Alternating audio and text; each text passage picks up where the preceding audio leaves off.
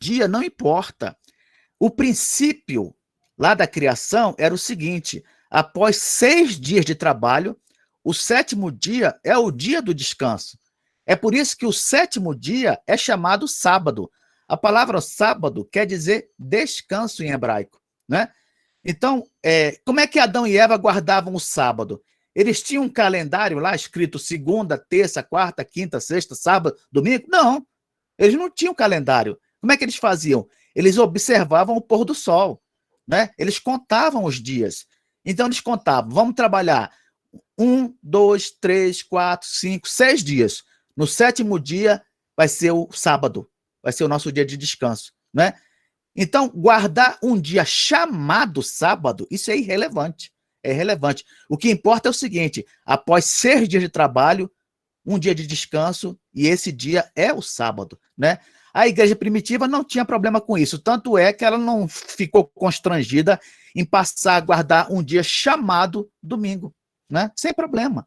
Então, aqui vocês veem o apóstolo Paulo, em Atos 20, versículo 7, em 1 Coríntios, capítulo 16, versículo 1 e 2, está escrito assim, ó: quanto à coleta para os santos, fazei vós também como ordenei às igrejas da Galácia. No primeiro dia da semana, ou seja, no domingo, cada um de vós ponha de parte em casa, conforme a sua prosperidade, e vá juntando, para que se não façam coletas quando eu for. Por que eles tinham que separar, né, o donativo no domingo? Por quê? Porque certamente o domingo era o dia que eles iam se encontrar. O dia que eles iam se encontrar para poder recolher os donativos. Era o dia que eles realizavam o culto, era o dia em que a igreja se reunia, né? Fora isso, há relatos também de pais do primeiro, do segundo século, falando que o dia da igreja passou a ser o domingo, o dia de guarda, né? Também não vamos dogmatizar aqui e dizer o seguinte: quem guarda o sábado em vez de guardar o domingo está pecando. Não, não vamos dizer isso, né? Porque quem guarda o sábado está seguindo o princípio também, eu espero, né? Após 6 dias de trabalho, um dia de descanso. Agora, o que não pode é dizer que quem não guarda um dia chamado X e Y, esse aí está errado, está condenado, né? Isso é besteira, tá? Então vamos continuar aqui, ó. E ouvi por detrás de mim, lembra que eu falei para vocês, ó? Ele está tendo visões, mas ao mesmo tempo dá a impressão que a coisa está acontecendo ali fisicamente, né? Ele fala: ouvi por detrás de mim grande voz, grande voz. E ele fala, como de trombeta. Que coisa, hein? Voz como de trombeta. Eu imagino que deveria ser o quê? Uma voz alta, né? Estridente. Isso nos remete para quê? Para que texto? Êxodo 19, versículos 16 e 19, e Êxodo 20, versículo 18. Diz assim, ó. Êxodo 19. Êxodo 19, versículo 16 e 19. Diz assim: na manhã do 3º dia, houve trovoadas e relâmpagos. Uma nuvem escura apareceu no monte, e ouviu-se um som muito forte de trombeta. E todo o povo que estava no acampamento tremeu de medo. Olha a situação. Moisés está lá em cima, no Monte Sinai. As pessoas estão aqui embaixo, o povão. E, de repente, eles começam a ouvir coisas, não é? O que eles ouviram? Um som muito forte de trombeta, lá em cima no monte. Um som de trombeta. O que é isso, hein? O que está acontecendo lá em cima? Versículo 19. O som da trombeta foi ficando cada vez mais forte. Moisés falou e Deus respondeu no barulho do trovão. Moisés e Deus estavam conversando, hein? Estavam conversando. E lá embaixo eles ouviam o quê? Som de trombetas, né? Som de trombetas. Capítulo 20, versículo 18. Diz assim: o povo ouviu os trovões e o som da trombeta, e viu os relâmpagos e a fumaça que saía do monte. Então eles tremeram de medo e ficaram de longe. Olha só. De repente, agora João, no Novo Testamento, ele ouve também um som de trombeta, né? A voz de alguém falando atrás dele. Versículo 11, dizendo: o que vês, escreve em livro. Olha só, o que vês, escreve em livro. É por isso que a maior parte da revelação de João são visões. né? Tanto é que aqui a pessoa que está atrás dele fala assim, ó, o que você vê, escreva num livro. Então, a maior parte da revelação aqui são visões, tá, irmãos? Visões simbólicas. Essas visões, elas simbolizam alguma coisa, tá? Não vamos entender essas visões como visões literais. Ah, ele realmente está vendo isso desse jeitinho. Não. Cada uma dessas visões, ela tem um simbolismo por trás delas, né? Nós vamos ver isso aqui. Então, aquilo que João fosse vendo, ele deveria registrar num livro. Quando ele fala livro aqui, irmãos, não é o livro como a gente entende hoje, tá? Ou era um papiro, que era feito de folha aquática, que era encontrada no Rio Nilo, ou era feito de pergaminho, que geralmente o material do pergaminho era a pele de boi, normalmente pele de boi, né? Então, ele tinha que escrever ou num papiro ou num pergaminho, tá? É isso que era livro para eles lá na época. E ele falou assim, e manda as 7 igrejas. E aqui dá o nome das 7 igrejas. A tradição cristã, ela diz que o apóstolo João, ele chegou a pastorear a igreja de Éfeso, né? Inclusive, Eusébio de Cesareia afirma que quando João saiu de Pátimos, ele voltou para Éfeso, né? Voltou para Éfeso para morar lá definitivamente e morreu lá, teria morrido lá, né? Então ele seria um pastor aqui em Éfeso e ao mesmo tempo um supervisor das outras igrejas, tá? Já que ele estava na área, né? Então ele não só pastoreava, como ele também supervisionava as igrejas ali da região da Ásia Menor, tá, irmãos? A gente já viu que essas igrejas existiram, essas cidades existiram, né? Elas eram reais, históricas, mas também esse número 7, ele aponta para um simbolismo. Por quê? Lembra que eu falei para vocês que o 7 é símbolo de algo completo, algo perfeito, né? Então, ao escolher 7 igrejas, Deus está nos ensinando que ele também está se comunicando com todas as igrejas existentes, não apenas com essas 7. É por isso que nas cartas, em cada uma delas, as igrejas, está escrito assim, ó, que a gente tem que ouvir o que o Espírito diz o quê? Às igrejas. Então, uma igreja vê o que o Espírito disse para outra igreja, né? Éfeso, por exemplo, teve acesso à carta de Esmirna, Esmirna teve acesso à carta de Pérgamo, Tiatira teve acesso à carta de Filadélfia. Por quê? Porque as igrejas têm que ouvir o que o Espírito diz às igrejas, né?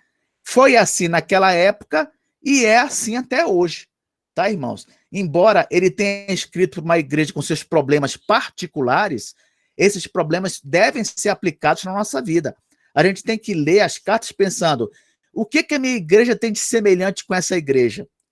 O que essa lição pode servir para mim também?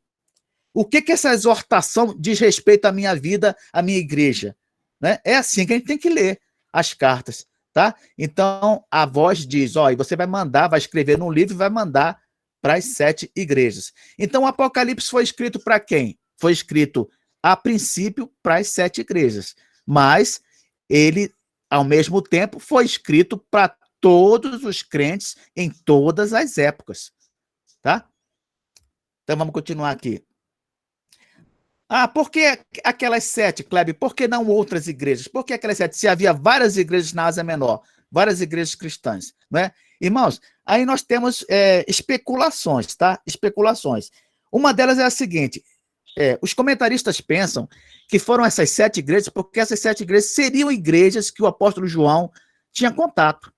Eu não falei para vocês que ele pastoreou a igreja de Éfeso e supervisionava algumas igrejas da área? Então, alguns falam o seguinte, deve ser igrejas que João tinha contato, ali na Ásia Menor. Outra hipótese, pela localização das igrejas, dá a impressão que elas seriam bons pontos de difusão, olha só, pontos de difusão do Apocalipse para as demais igrejas da Ásia Menor. Ou seja, se você sair, por exemplo, de Éfeso, dá para você pegar uma boa região ali da Ásia Menor. Se sair de Esmirna, dá para pegar outra região. Se sair de Pérgamo, dá para pegar outra região. E por aí vai. Então, a escolha das igrejas pode ter sido também pela localização delas. Tá? Elas estavam localizadas de uma forma tal que era possível, a partir delas, divulgar o Apocalipse para as demais igrejas da província. Estão entendendo? Então, nada que é feito de qualquer jeito, não é bagunçado, não, viu? Tem igreja aí que só falta ter orgulho da bagunça, né? O negócio aqui é tudo no espírito, vamos no espírito, né? Como se o espírito fosse bagunceiro. Vamos deixar largado, vamos deixar o espírito tomar conta. Não é assim, não, irmãos, não é não. Era tudo feito, né, organizado, pensado, planejado. Por exemplo, vocês viram que a localização das igrejas facilitava até a entrega do livro. Se um carteiro parasse ali e fosse a partir da primeira igreja, Éfeso, subia, depois desceria, seguiria uma rota postal para entregar. Quer dizer, tudo planejado, tudo pensado, não é, irmãos? É como o nosso Deus é um Deus de ordem, sabe? É um Deus de organização. É por isso que lá em 1 Coríntios capítulo 14 fala que ele não quer bagunça. Ele quer um culto que seja feito com ordem e decência. É assim com o nosso Deus. E ele é organizado em tudo, até nisso. Vocês veem tudo planejado, né? Tudo bem feitinho, bonitinho, assim que tem que ser. E aqui ele fala: voltei-me para ver quem falava comigo, e voltado vi 7 candeeiros de ouro. Olha só que coisa interessante, né? Ele ouviu a voz, mas quando ele virou para ver quem estava falando, ele não viu a pessoa, ele viu primeiro 7 candeeiros de ouro. O que é isso? Essa palavra candeeiros, em outras Bíblias, vem escrito candelabros, né? Tanto faz, candeeiros, candelabros, né? O fato é o seguinte: em vez de ver a pessoa, ele vê os 7 candeeiros de ouro. O que são os candeeiros? Aí uma vez o Leonardo até perguntou para mim, para a gente entender os símbolos de Apocalipse, nós vamos ter que recorrer a outras partes fora do Apocalipse? Sim, na maioria dos casos é isso mesmo. Acontece que, em alguns casos, a gente nem precisa sair do Apocalipse. A explicação está no próprio livro. Se você for mais adiante, você vai ver o que são os 7 candeeiros. Vamos lá no versículo 20? Se você for em Apocalipse, no 1, versículo 20, diz assim, ó: quanto ao mistério das 7 estrelas que viste na minha mão direita e aos 7 candeeiros de ouro, as 7 estrelas são os anjos das 7 igrejas, e os 7 candeeiros são as 7 igrejas. O que quer dizer? Esses candeeiros são um símbolo. Olha só que interessante. São um símbolo das 7 igrejas. É por isso, irmãos, que não dá para a gente dizer que aquilo que João está vendo é simplesmente uma coisa literal. Ele está vendo uma coisa literal, 7 candeeiros e tal. Porque essas visões, elas são simbólicas. Ao mesmo tempo que ele vê 7 candeeiros, ele está explicando que aqueles 7 candeeiros simbolizam as igrejas. Eles simbolizam as igrejas, tá? Mas por que, Kleber, que a igreja é simbolizada por candeeiro? Por quê? Ora, irmãos, o que o candeeiro faz? Ele não ilumina? Ele não traz a luz? Não é isso? E qual é a função da igreja? É ser o quê para o mundo? Sal e luz. Se a gente for lá em Mateus, capítulo 5, versículo 14 a 16, diz assim, ó: vós sois a luz do mundo. Não se pode esconder a cidade edificada sobre o monte, nem se acende uma candeia. Olha só, uma candeia que poderia ser também um candeeiro, que poderia ser também um candelabro, né? Não se acende um candeeiro para colocá-lo debaixo do alqueire, mas no velador, e alumia a todos os que se encontram na casa.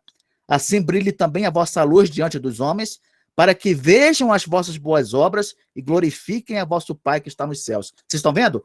Então a missão da igreja é ser um candeeiro, é ser luz para o mundo, não é? E aí fala: ilumine a todos que estão na casa.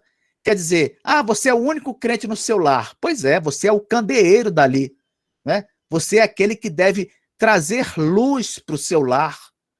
Em meio às trevas, é a luz que você vai trazer, a luz de Cristo, a luz da palavra de Deus. Tá, irmãos? Essa é a missão da igreja. E é isso que ele está falando para nós aqui. Viu 7 candeeiros. Outra coisa interessante também, irmãos, que a gente pode tirar de lição, é o seguinte: ele ouviu alguém falando. A gente sabe quem foi que estava falando, né? A gente sabe. Ainda não disse no texto, mas a gente sabe. Quem era? Jesus. Era Jesus que estava falando. Mas quando ele virou, em vez de ele ver Jesus diretamente, a primeira coisa que ele viu foi o quê? A igreja. Olha só que coisa, né? Irmãos, este mundo só vai enxergar Jesus através da igreja, irmãos. Através da igreja. Quando o mundo ouvir falar de Jesus, ele vai olhar e a primeira coisa que ele vai olhar é a igreja. Se a igreja não for realmente aquela que vai trazer a mensagem de Cristo, que vai refletir a Cristo nas suas palavras e atos, né? Como é que o mundo vai enxergar Jesus? Como é que o mundo vai ver Jesus? Muita gente não quer saber de Cristo por causa dos crentes. Eles olham, quero saber um pouco mais sobre Jesus. Aí ele vai olhar para quem? Vai olhar para o crente, vai olhar para a igreja. E o que que ele vê? O que que ele vê? Ele vê muitas vezes falta de testemunho, né? Vê muitas vezes vidas despreocupadas, né? Com a sua conduta, a sua maneira de agir, e isso afasta as pessoas de Cristo. Então você lembra aqui da visão do apóstolo, quando ele olha para ver Jesus, a primeira coisa que ele vê é a igreja. Quando o mundo olha para ver Jesus, a primeira coisa que ele vê somos nós. Somos nós. Você quer que o mundo enxergue Jesus? Você quer que o mundo veja Jesus? Então lembra disso. E aí ele fala, no meio dos candeeiros, um semelhante a filho de homem. Olha só que coisa, hein? Um semelhante a filho de homem. Quem é esse? É Jesus, sem dúvida. Né? Por que semelhante e não simplesmente homem? Porque, irmãos, se vocês vissem Jesus como João estava vendo ali, vocês iam ver que não era um homem comum. Não é? Era semelhante ao filho a um ser humano, mas ao mesmo tempo não parecia um ser humano, porque ele estava cercado de glória. Estava cercado de glória. Era um homem? Certamente, mas não era um homem qualquer. Era um ser humano? Sim, era um ser humano, mas não era um ser humano qualquer. Jesus estava ali em glória e fala, com vestes talares. Aqui quer dizer com uma roupa comprida, né? Vestes compridas. E cingido à altura do peito com uma cinta de ouro. A cinta de ouro aqui é uma faixa, tá, irmãos? Uma faixa de ouro. Vestes talares são vestes compridas, tá? E fala também, ó, uma cinta ou faixa de ouro na altura do peito. Essas duas peças de roupa, irmãos, sabe o que ela nos lembra? Elas nos lembram os sacerdotes do Velho Testamento. Se você for lá em Êxodo, capítulo 28, versículo 4, diz assim, olha, as vestes, pois, que farão são estas, um peitoral, uma estola sacerdotal, uma sobrepeliz, uma túnica bordada, mitra e cinto. Farão vestes sagradas para Arão, teu irmão, e para seus filhos, para me oficiarem como sacerdotes. Olha só, essa túnica bordada era uma veste talar, era uma roupa comprida, né? Diz aqui também que farão mitra e cinto, usava também um cinto, né? Se você olhar o versículo, capítulo 29, versículo 5, capítulo 29, versículo 5, diz assim, depois tomarás as vestes e vestirás Arão da túnica, da sobrepeliz, da estola sacerdotal e do peitoral, e o cingirás com cinto de obra esmerada da estola sacerdotal. Quer dizer, essas vestes aqui, elas lembram o sumo sacerdote. Lembra o sumo sacerdote. Agora, os comentaristas, eles falam assim, mas naquela época, os reis também vestiam roupas assim, né? Essas roupas compridas, com faixa de ouro, os reis usavam, né? E aí eles ficam na dúvida, o que o simbolismo aqui quer nos ensinar? Quer apresentar Cristo como nosso sumo sacerdote? Ou quer apresentar Cristo como nosso rei? Aí eu pergunto, e por que não as duas coisas? Por que não as duas coisas? Cristo é tanto nosso sumo sacerdote como nosso rei. Não sei se os irmãos sabem, na verdade, Cristo, ele é conhecido por exercer um tríplice ofício. Vocês sabiam disso? Jesus, ele é rei, sacerdote e profeta. Ele exerceu um tríplice ofício. Ele é nosso sacerdote, ele é nosso rei, ele é o nosso profeta, né? Profeta porque ele foi porta-voz de Deus. Sacerdote porque ele tanto fez a oferta por nós, como foi o sacrifício em nosso lugar. E rei porque ele é quem manda. É ele que é o cabeça da igreja. É ele que comanda a igreja. E, na verdade, comanda todas as coisas. Né? Então, não é um abuso dizer que aqui nós podemos ter um simbolismo das duas coisas. Jesus como sacerdote, Jesus como rei também. Né? Com as suas vestes compridas, com a sua faixa de ouro. Olha só o que ele está passando para João, a imagem que ele está passando para João. O que João está vendo agora não é um homem, né, surrado, esbofeteado, cuspido, humilhado, sangrando, sendo morto. Não. O que ele está vendo agora é alguém glorioso, né, diante dele.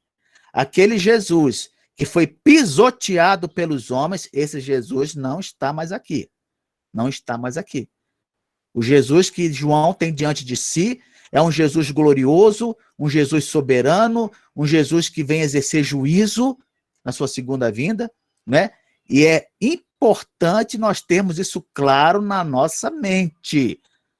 Nós não servimos mais a alguém que foi humilhado. Isso já passou.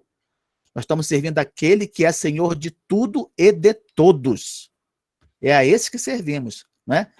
Continua aqui a visão. A sua cabeça e cabelos eram brancos como alva lã, como neve. Os olhos como chama de fogo.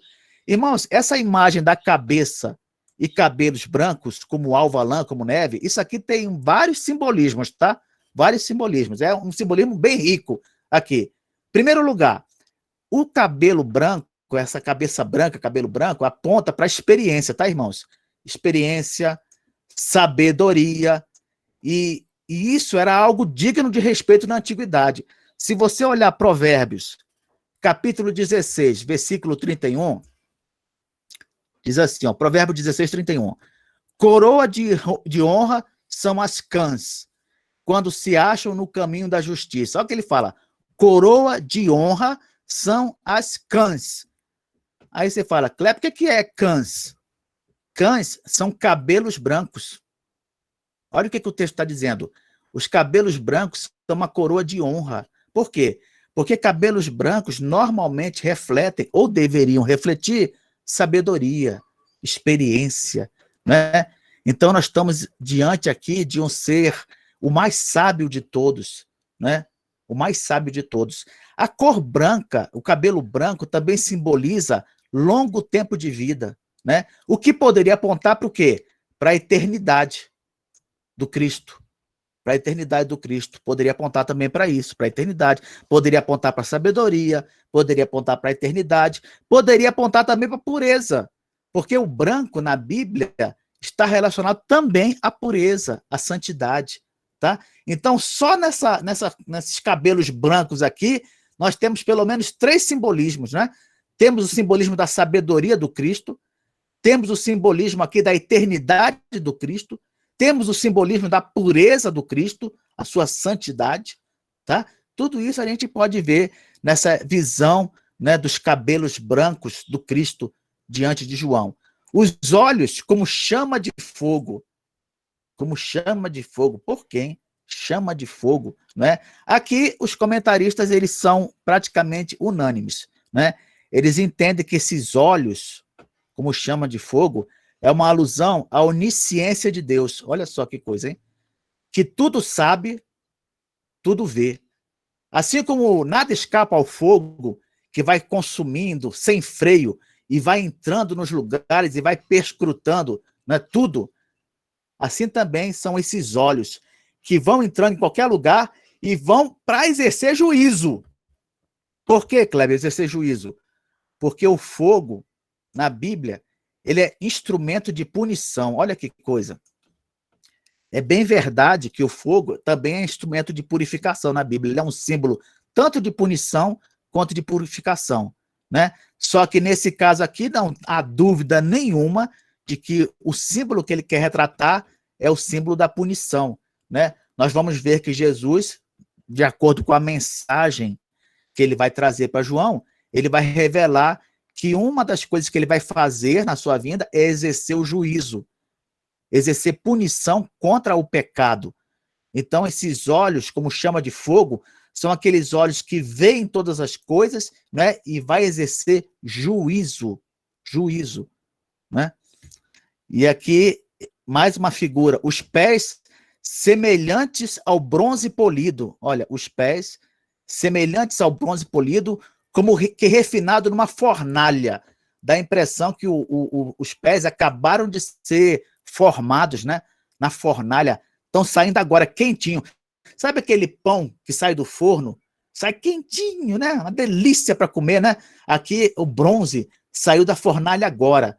Está bem quente, brilhoso, né? Porque pés semelhantes a bronze polido, como refinado na fornalha. Na Bíblia, irmãos, a figura dos pés é utilizada para simbolizar duas coisas, tá? Ou aqueles que levam, olha só, aqueles que levam a mensagem de Deus, Romanos 10, 15, vamos ver? Romanos capítulo 10, versículo 15, diz assim: e como pregarão se não forem enviados? Como está escrito: quão formosos são os pés dos que anunciam coisas boas. Olha só, hein? Quão formosos são os pés dos que anunciam coisas boas. Então, os pés, eles são muito usados na Bíblia como símbolo daqueles que levam a mensagem de Deus, tá? Mas também os pés são usados na Bíblia como instrumento de destruição dos inimigos. Agora pensa comigo, meu irmão, diante desse contexto aí, qual é o símbolo que você acha que ele quer transmitir? É o símbolo de alguém que leva a mensagem ou é o símbolo, né, de destruição dos inimigos? Lá, no mesma carta de Romanos, capítulo 16, versículo 20, Romanos 16, 20, está escrito assim, olha: e Deus, a nossa fonte de paz, logo esmagará Satanás debaixo dos pés de vocês. Olha só, hein? Deus, a nossa fonte de paz, logo esmagará Satanás debaixo dos pés de vocês. Então, esse Jesus, que está vindo aí de forma gloriosa, né, para exercer juízo, esse Jesus vem também para esmagar debaixo de seus pés todos os inimigos. Todos os inimigos. O bronze, polido, brilhando e quente, como se tivesse acabado de sair da fornalha, está pronto para esmagar os adversários. Olha, está pronto para esmagar os adversários, né? É esse Jesus que está vindo. Que diferença, né, irmãos? Que diferença da primeira vinda para a segunda vinda, né? Toda essa imagem, ela tem a intenção de trazer uma confiança muito grande agora para quem está lendo. Imagina, naquela época, os crentes perseguidos, aflições, problemas, tanta coisa, né? Às vezes a gente esquece esse Jesus, o Jesus de agora. Às vezes a gente fica com a cabeça muito lá atrás, né? Mas esquece o Jesus de agora, aquele que disse: estou convosco todos os dias até a consumação dos séculos. É o mesmo que falou logo em seguida: toda autoridade me foi dada. Esse Jesus que recebeu toda a autoridade, que foi exaltado acima de todo homem, é esse Jesus que está conosco todos os dias até a consumação dos séculos. É esse Jesus que outrora, não é, João, ele encostou no peito de Jesus na ceia, né? Agora João está vendo esse Jesus bem diferente, ele levou um susto com o Jesus que ele está vendo agora. E ele repete aqui: a voz como voz de muitas águas. Aí você fala assim para mim: mas Kleber, ele já não falou lá que é voz de trombeta? Já não entendi que a voz é alta, é forte? Por que ele repete que agora a voz é como de muitas águas? Irmãos, ele já comparou a voz como voz de trombeta. Mas aqui, ele remete a gente a uma figura muito interessante. Ezequiel 1, 24. Olha só, diz assim, Ezequiel 1, 24. Andando eles, ouvi o tatalar das suas asas, como o rugido de muitas águas, como a voz do Onipotente. Olha só, Ezequiel, o profeta Ezequiel, fala que o som de muitas águas, né, essa voz de muitas águas, ele compara a voz do onipotente, onipotente. Então aqui não bastou dizer que era uma voz forte, uma voz estridente, né? É preciso identificar essa voz com a voz do onipotente, com a voz daquele que pode todas as coisas, com a voz daquele para quem nada é impossível. Nada é impossível. É sobre esse Cristo vitorioso, esse Cristo que vem vencendo para vencer, que nós vamos estudar aqui no Apocalipse, né? Esse Cristo glorioso, maravilhoso, né? E aqui eu trouxe também para os irmãos uma imagem, um desenho aqui, do que mais ou menos João viu. Vou acertar aqui para os irmãos. Um Jesus, né, que com os olhos como chama de fogo. Os irmãos estão enxergando aí, não estão? Os olhos como chama de fogo, com cabelos brancos, né, vindo aqui com veste comprida, com uma faixa de ouro, um brilho ao redor dele, não é? Os pés como que formados na fornalha, né? Vindo diante dele, era essa visão, mais ou menos, né? Claro, que João estava tendo diante de si, né? Um Cristo glorioso, né? Imagina você ver um negócio desse, irmãos, só mesmo Deus para poder te manter em pé, né? Depois de ver isso aí. Então, os irmãos percebem que o que vem por aí é bem forte, hein? É bem forte. Nós vamos ver muita coisa do que Deus está fazendo, está preparando, do que Cristo vai fazer, não é? E isso vai trazer para nós consolo, vai trazer esperança, vai nos ajudar a ser mais perseverantes, tá, irmãos? Vamos confiar aí que o Apocalipse vai trazer muita coisa boa para nós, tá? Amém? Os irmãos querem fazer alguma pergunta, alguma coisa agora? Kleber, eu quero. Pois não. E aí, tudo bem? Tranquilo. Vamos lá.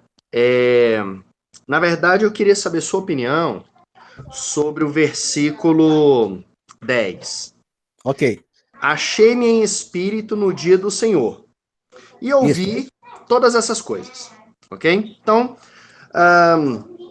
quando a gente estuda, por exemplo, quando a gente conhece a biografia de Maomé, por exemplo, a gente vê que, mais ou menos com 40 anos de idade, ele recebeu uma visão, dizendo, olha, você... Uma visão do arcanjo Gabriel ainda.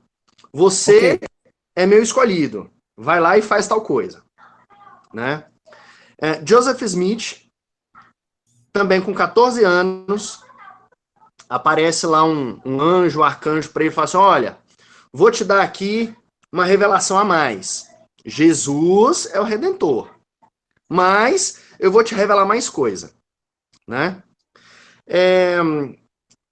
Eu queria saber, não é bem uma pergunta, eu queria saber sua opinião sobre como você responderia para um ateu ou para uma pessoa qualquer que não é cristã, a seguinte comparação que ela faria. Ela fala assim, olha, é a mesma coisa. Eu, João Marcos, acho até que o Joseph Smith, o Maomé, eles tiveram um sonho qualquer, eles eram esquizofrênicos, foi uma coisa da cabeça deles, sei lá, né? E eles se acharam os especiais que receberam uma revelação de Deus, ok?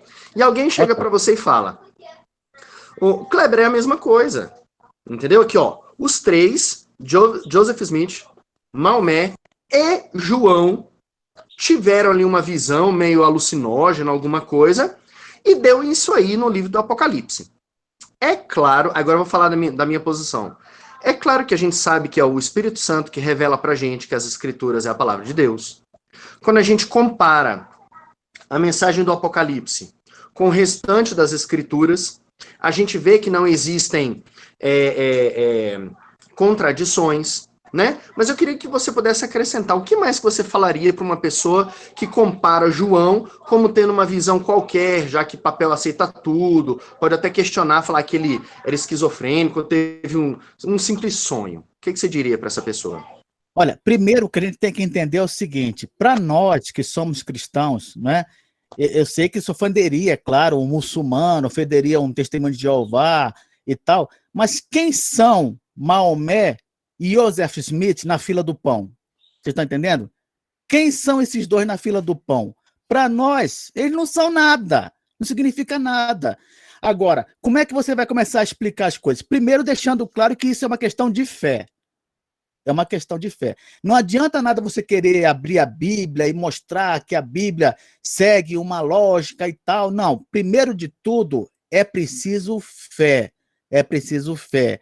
Aquele que quer ter uma relação com Deus tem que primeiro crer que Deus existe.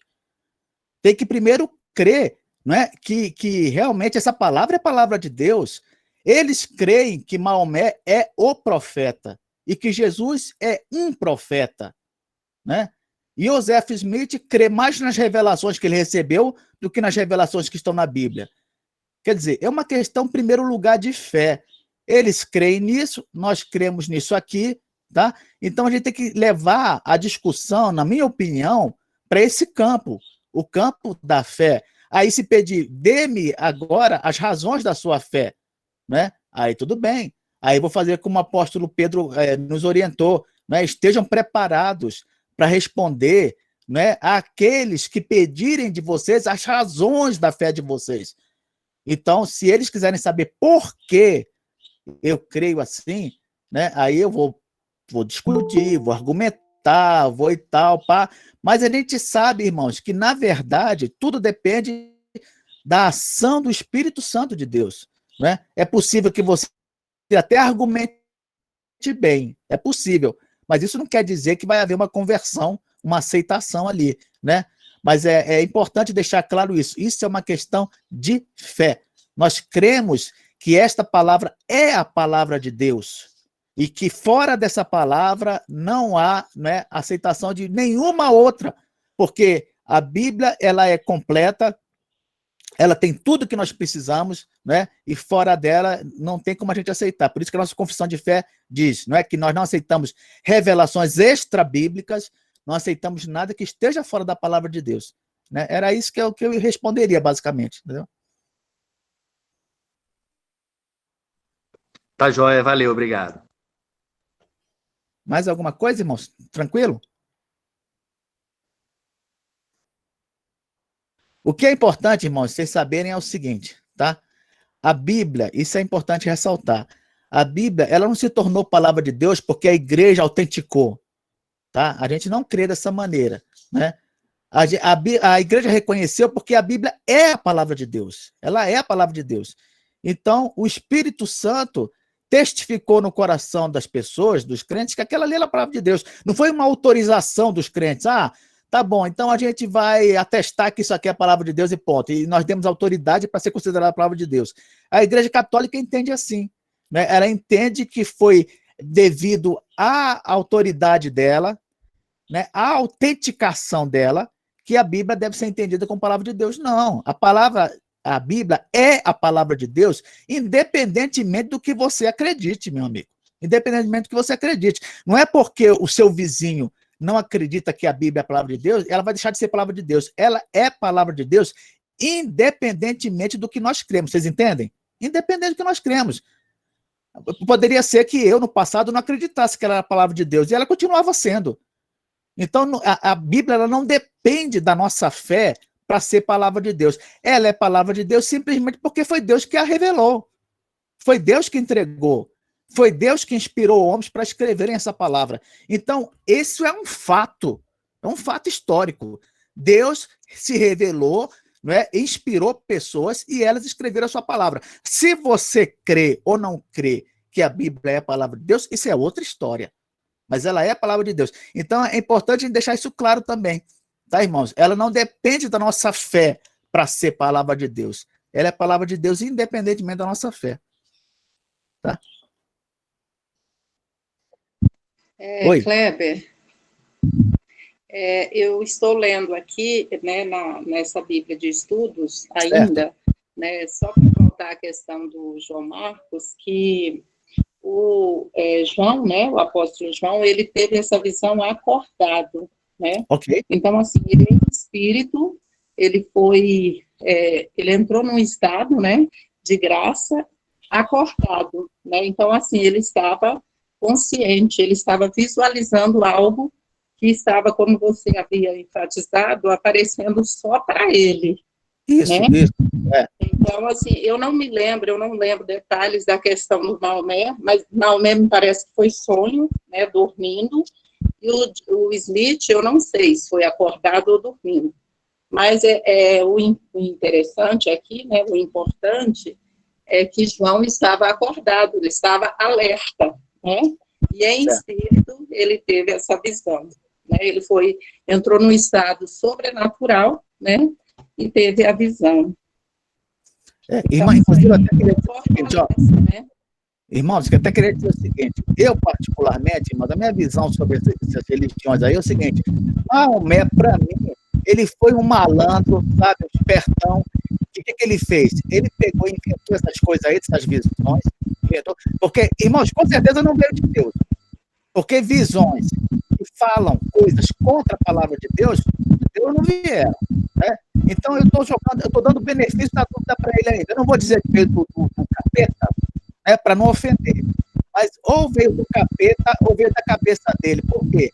Esse homem, se você estudar a vida desse homem era brincadeira, era um pervertido, pedófilo.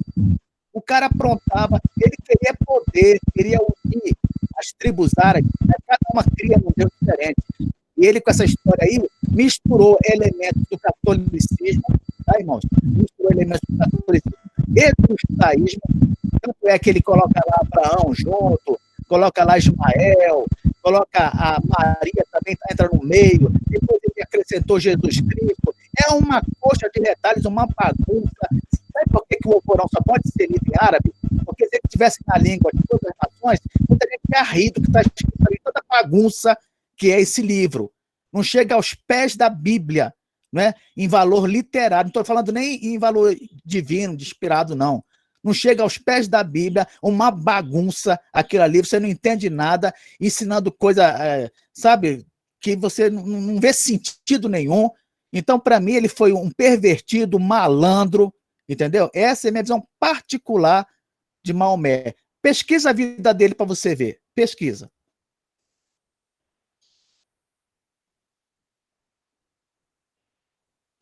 Irmão, dando também uma pequena contribuição, Sim. Depois vocês anotem para ler Daniel 10, versículos de 4 a 8, quando Daniel também tem uma revelação de Deus, né? Isso. E lá ele diz que, no versículo 7, só eu, Daniel, tive aquela visão. Os homens que estavam comigo nada viram. Não obstante, caiu sobre eles grande temor e fugiram e se esconderam. Ou seja, o texto também é a semelhança de João, como a Beth leu aí, né? Daniel estava acordado, teve a visão, as pessoas olhavam para ele, viam de repente ele fazendo gestos e atitudes assim estranhas, não ouviram nada, só Daniel ouviu, mas ficaram tão assim temerosos que fugiram e se esconderam. E ele diz no versículo 8, né? Fiquei, pois eu só, e contemplei essa grande visão. Daniel 10, de 4 a 8. Então você vê que Deus tem um jeito diferente de revelar. Maomé, Joseph Smith, foi tudo sonho, né? Dormindo. E para alguns Deus se revelou enquanto dormia, aconteceu algumas vezes com Paulo, mas normalmente Deus transportava os seus servos a um estado de espírito em estado de acordado, né? E lhes mostrava as suas revelações. Como o Paulo, que caiu na estrada, ouviu a voz, as pessoas viram, mas não entenderam, mas viram que estava acontecendo alguma coisa com ele. Deus tem um jeito diferente de falar com seu servo, né? Inclusive, você citou Paulo agora, eu ia citar justamente para mostrar para os irmãos como é que nessas visões simbólicas há uma mistura de realidade com visão simbólica. Por quê? Ali Paulo realmente estava na estrada de Damasco? Estava. Ele estava. Estava acompanhado de 2 guardas. Ele realmente teve uma visão ali? Teve. Não há dúvida. Jesus realmente falou com ele? Falou.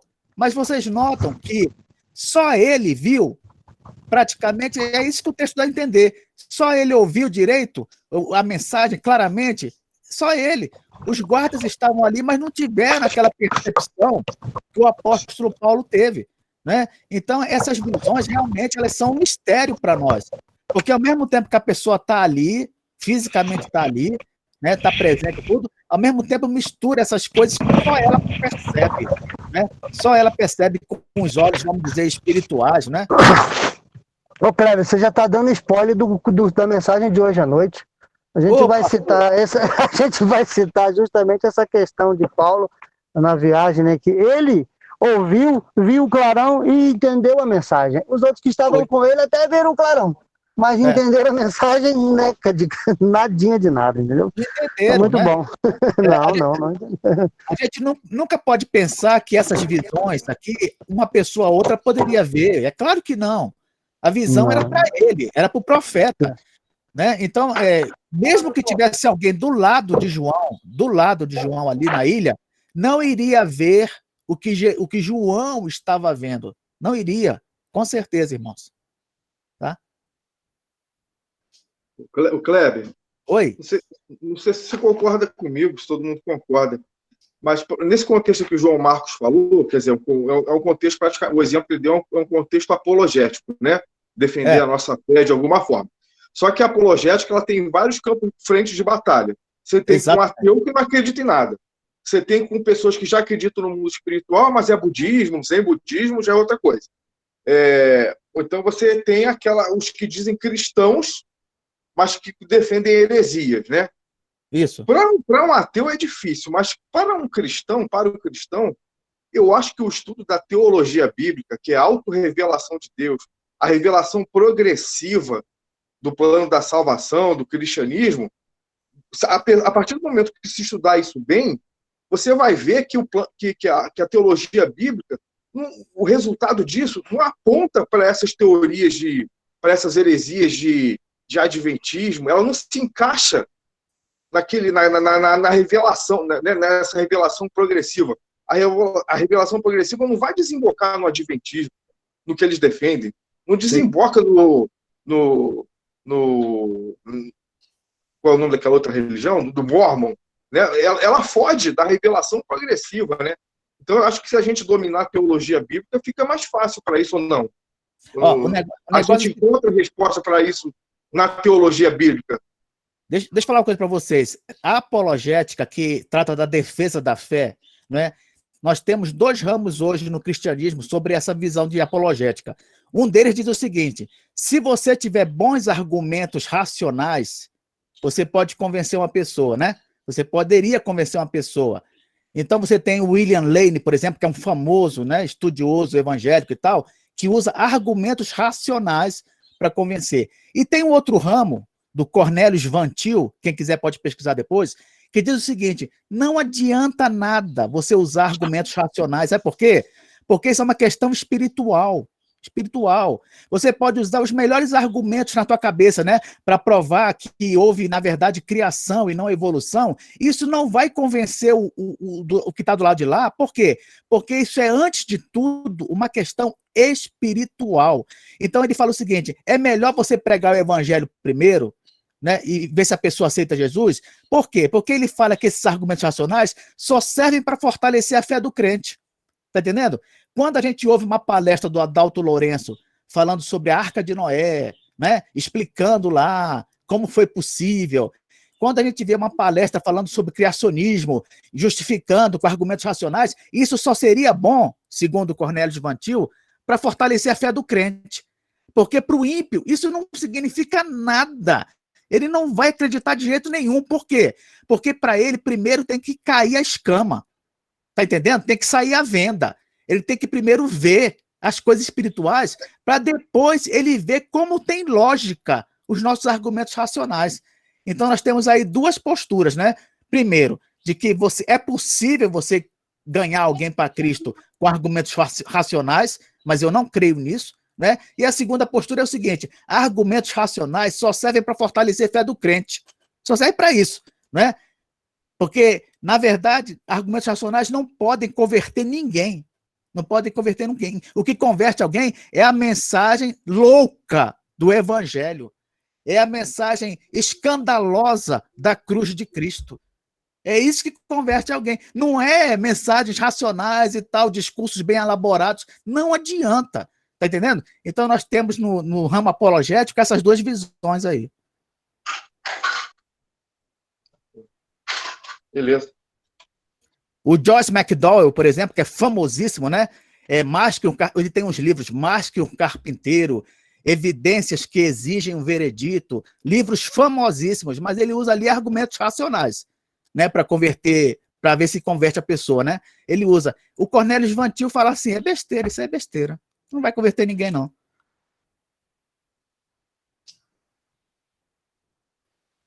Ok, irmãos? Ok. Então vamos agora terminar com uma oração. Leonardo, você pode orar então para a gente terminar? Vamos lá. Senhor Deus, nosso Pai, nós te agradecemos, Pai, por esse estudo que nós tivemos hoje, Pai, da tua palavra. Nós te pedimos, Senhor, que nós não saiamos desta aula iguais como entramos, Senhor. Que ela não tenha entrado apenas no nosso cérebro, racionalmente, que tenhamos conhecido apenas palavras em grego, mas que tenha realmente exortado, aumentado a nossa fé, Senhor, encorajado-nos, Pai, também a pregar o Evangelho, Pai, porque nós sabemos que é próximo, Pai, a mensagem do Apocalipse está próximo, Pai, de acontecer. E nós precisamos pregar, Senhor. Nós precisamos pregar aqui na nossa vizinhança, no nosso trabalho, Senhor. Nos dá coragem, Pai, porque nós ainda vivemos num país livre para pregar, Senhor. Nós não somos jogados em arenas com leões, Pai. E muitas vezes nós temos medo, Pai. Nós ficamos intimidados, Pai. Tira essa timidez de nós. Tira isso, Pai. Tira esse bloqueio.